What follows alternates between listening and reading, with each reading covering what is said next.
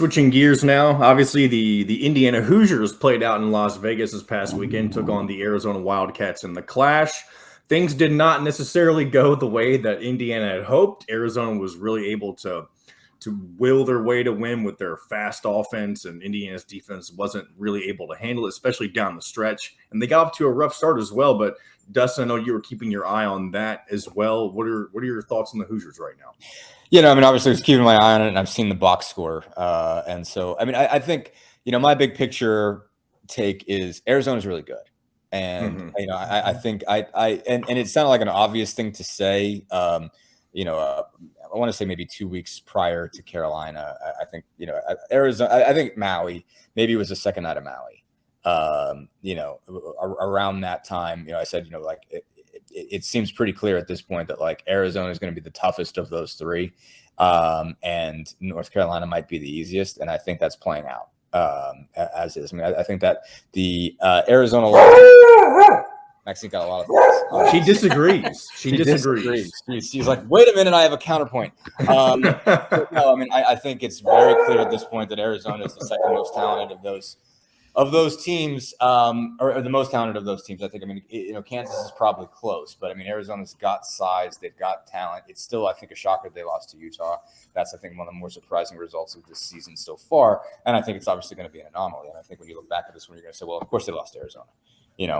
Arizona's really, really good. And you're obviously seeing Carolina fade. So I think just the issue is they went and beat a team that's better than them. And I think, obviously, you're getting more of a sense, okay, where does this team really belong? Where does it really belong? And I think we spent a lot of offseason. I think this is where it is. I think it's a top 15 team. Maybe it's a top 10 team, but Arizona's probably going to be a top 5 team. When it's all said and done. Obviously, when you lose a game in November, everything's skewed at this point. But the team that wins Maui is usually pretty good. And Arizona's really good. They've got, big league size, big league skill, can play fast, and can defend you. I think, obviously, Trace has been so good. And when you hold Trace to 11 on, what did he shoot? Not a particularly good number. Was it like 4 for 14 somewhere on those lines?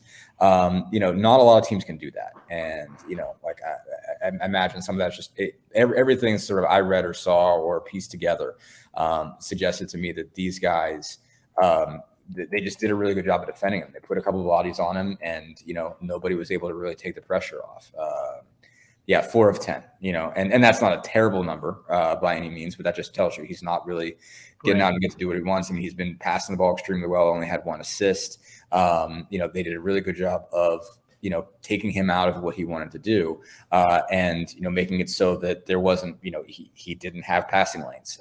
They figured out that he can't pass the ball out of a double team. So you got to double him, and you've got to do a good job of taking away his lanes and making sure you're on whoever he throws the ball to. And they obviously did a pretty good job on that. Again, I didn't see the whole thing. I didn't do a full sort of film breakdown here. That stands out when you look at when you look at the numbers. We saw like what I did see. Certainly it hurts Indiana. They didn't have Jalen Hood-Schifino again.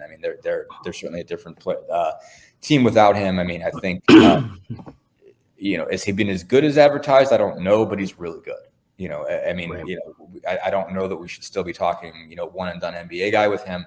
But he is definitely a starter quality player in the Big Ten. And as a freshman, that's a big deal. So I think that's, it's a big loss. They haven't been able to play the same without him. And a lot of those other guys have to be good had to be really good when he's not playing. You need Bates and Galloway and Geronimo and Brenu. You need more from all of them. And I think, Bates was really good. I don't know, the Galloway's numbers were really good. And you're seeing, Reno and Geronimo did not have a particularly good game from numbers wise. And I think I'm sort of surprised to see sort of some back steps from those guys, but it happens. They're not going to be dominant all the time. Good. Obviously, I think that Race had a good game, certainly after, I think a rough night against Rutgers, if I wasn't mistaken. But yeah, no, I think it's just, they just didn't have it all together. And, some things just didn't work out for those guys. I'm not the only one on the show right now, am I?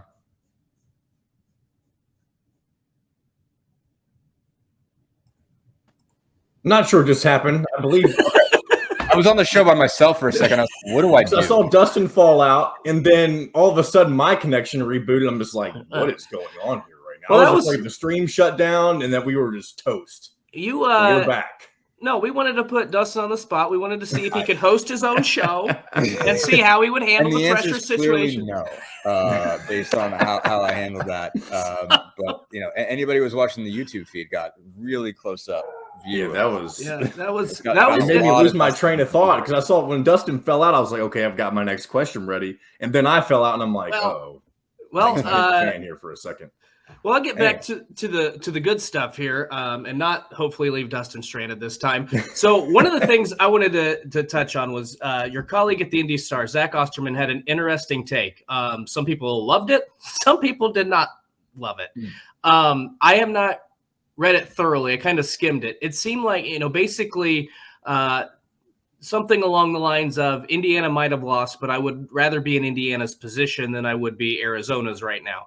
And while that seems strange after a 14-point loss, I think what he was alluding to is this is who Arizona is. This is who they're going to be, and they're playing really well in December. Indiana, because they don't have Jalen Hood-Schifino, they're still they've got some younger pieces that they're trying to mix in here. It's going to be we don't know the ceiling basically of this team. They can continue to improve, and you want to be playing your best basketball in March, not in December. I don't know that I want to say that I think I'd still rather be in Arizona's position, but I can certainly understand the point of view of this team still has a long way to go. I don't think we've seen Indiana play its best basketball yet. We'll see what they can do when Jalen Hood-Schifino returns. But basically, because you lose to Arizona by 14 points on a neutral site game, it's not the end of the world. You still got some really good players. You were missing one of your key guys. Let's not hit the panic button just yet because this team is 7-2 or 8-2, whatever the record is right now. Yeah. That's. I feel like I'm more. I probably agree with like 60% of what Zach says, and that's probably that's about a level about where I'm usually at with him. Yeah. I mean, I think the core point for Indiana's purposes is that this team can get better. And I absolutely agree with that. And, I said this, just early in the year, like, as we're looking at schedules and whatever, like they don't even have, I was just looking at that Carolina, Arizona, Kansas stretch. I'm like, they don't have to win any of them, right. Like they can, it's important that they compete. It's important that they get the experience of playing at that, level. But like, if they lose out 0-3, that's not a reason to be terrified. And I think, again, I've just sort of tried to, I don't want to say temper expectations for this group. I think they're going to be really good, but I just I just don't look at them and see national championship. I don't look at them and see Final Four. And now anything, it's a single elimination tournament, matchups, anything. We've seen more than one team that I didn't think was a Final Four team get to the Final Four. It happens. Usually there's at least one team a year that you're like, well, I wouldn't have thought that.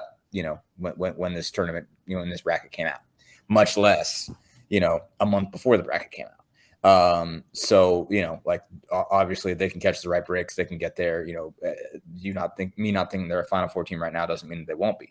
But I didn't think that this team had that ceiling. I certainly didn't look at this team and see the same things I thought in 2013, and certainly they didn't make it. They were a 1 seed and if they play that tournament in February, they probably win it. And so, like that team had all the pieces, had the experience, had been close, not close the year before, but, basically had been really competitive the year before, had beaten obviously the Kentucky team that ended up winning it and gave them, a game in Atlanta in the Sweet 16. This group obviously didn't have nearly that experience. It's got a lot of, pretty raw talent, but you hadn't seen it perform the way that 11-12 team did. Going into 12-13, you certainly didn't see the same stuff, from this group. So, I've sort of looked at this and like, where do you pin these guys around? I say around Sweet 16, around top 15 team in the country, and I haven't seen anything that dissuades me from believing that they're going to be that. And I think they can get better in certain areas. And again, like I haven't dissected them the same way that I would if I was still on the beat.